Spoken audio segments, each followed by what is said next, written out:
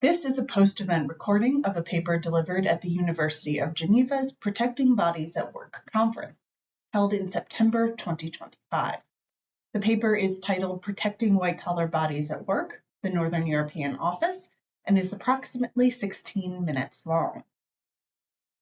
I want to start by thanking the conference committee for inviting me here today and all my fellow presenters for a fascinating few days of learning. I'm thrilled to be able to close out discussions about protecting bodies at work by turning attention to spaces which many of us have intimate personal knowledge and experience of, offices. The work I'll be presenting over the next 16 minutes or so stems from and builds upon my doctoral studies, re-examining the history of commercial office architecture through the lens of Marxian labor process studies. Today I'll be making three distinct but highly interrelated points. First, that the architectural history of the commercial office is one of continuity, of the repetition of the open plan. Second, that the open plan has made workers sick. And third, that we can look to the example of the Northern European cellular office to protect white-collar bodies at work and reinvent commercial office architecture. Although the body of literature on commercial office architecture and design is perhaps surprisingly sparse given the importance and centrality of these spaces, these works present a remarkably consistent narrative of the history of office spaces. Architectural historians, architects, management scholars, and now many trade publications and the popular press all suggest that the commercial office has evolved from prescriptive, uncomfortable, controlling spaces governed by dictatorial scientific management principles to bright, light, colorful, comfortable, human, yet highly and empirically efficient spaces of the 21st century firm. While this narrative is interesting and perhaps even compelling, it does not appear to match the visual and physical reality of historical office spaces. That is to say, it appears to be less than accurate. Despite assertions to the contrary, if one steps back and looks at the overall designs of the commercial office throughout history, one notices that office spaces from 1904 all the way to 2024 have been largely comprised of wide-open, unpartitioned spaces punctuated by rows of workers sitting at identical desks using identical technologies or machinery. In general, the commercial office historically and today has provided individual workers very little privacy, either visual or acoustic, from coworkers, roving managerial staff, and/or electronic monitoring systems.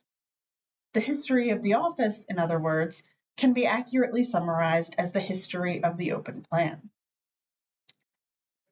The open plan has persisted and in fact dominated office architecture despite a growing body of interdisciplinary quantitative research suggesting that this sort of design isn't necessarily the most productive and that open organizations of office space are, broadly, detrimental to the health of those working within them.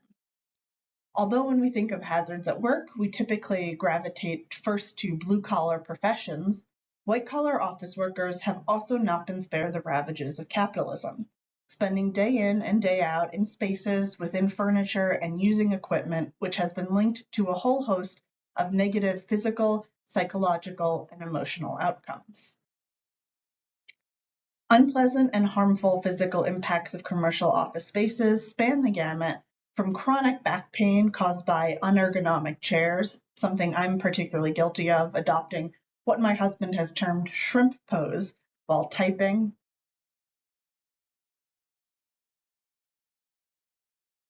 eye strain and vision deterioration from constant use of screens, arthritis and/or carpal tunnel syndrome brought about by typing, migraines triggered by harsh fluorescent lighting, and of course the many issues brought about by constant sitting, too numerous to list here. The physical health impacts of commercial office architecture and design are perhaps most evocatively summarized and discussed by Michelle Murphy in her 2006 volume, Sick Building Syndrome and the Problem of Uncertainty. Zeroing in on the phenomenon of sick building syndrome, Murphy explores how office workers were exposed to a host of untested chemicals used in the production of common office fixtures, carpets, inks, adhesives, solvents, and how these potential harms were exacerbated by the rise of the hermetically sealed nature of modern office spaces. Negative health impacts of the open plan have been highlighted by the COVID-19 pandemic.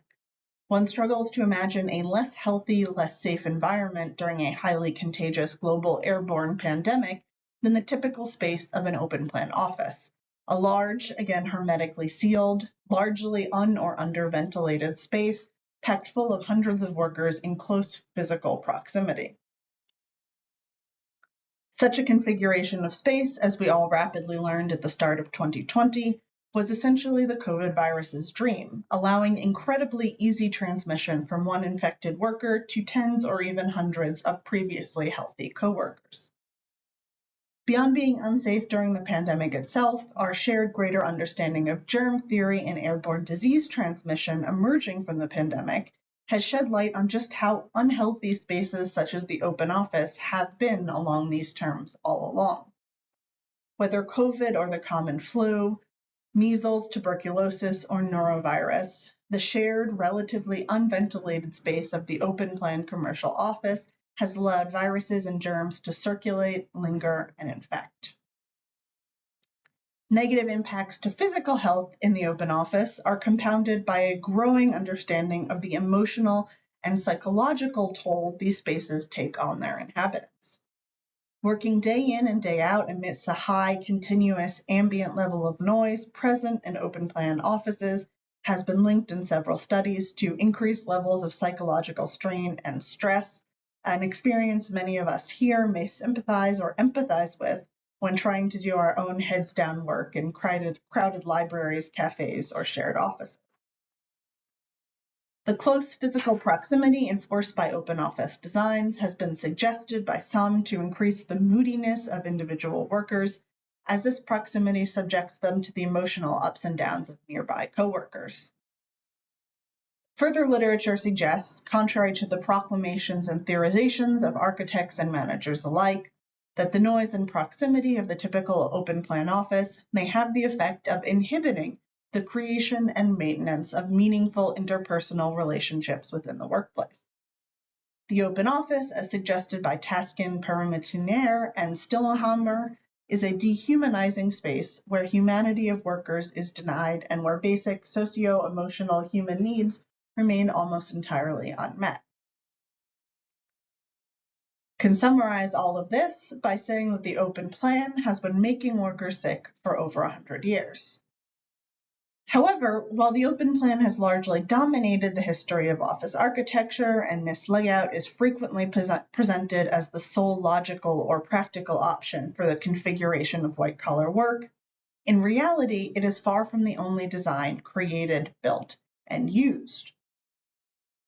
The most clear example of alternative office architecture can be seen in the bespoke headquarters of Northern European businesses designed and created towards the end of the 20th century. These buildings exhibit what architect Frank Duffy has likely pejoratively described a cell architectural structure, a high autonomy, supposedly low interaction environment with the overarching design of these spaces built upon repetition of individual, fully enclosed rooms. Northern European offices frequently position individual workstations and workrooms around building perimeters. This means workers are situated near windows, frequently openable, providing natural light and fresh air in quantities determined by the worker themselves.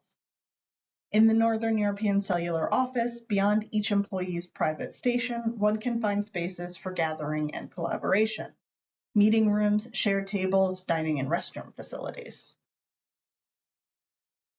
Edding's 1990 Struhk and Partner's design Arnsberg, Germany headquarters, for example, provides every employee, from secretaries all the way up the corporate ladder to the CEO, with an identically sized private office.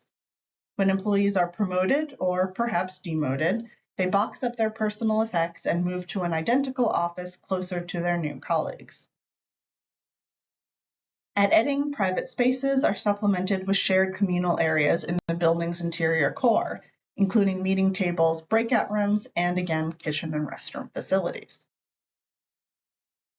Designs such as those of Edding's headquarters or Steidle and Kiessler's headquarters for publishing and media company Gruner and Jarh, completed in 1991, allow workers to control their own space across almost all axes: temperature, light, air, decoration, and privacy, or lack of it.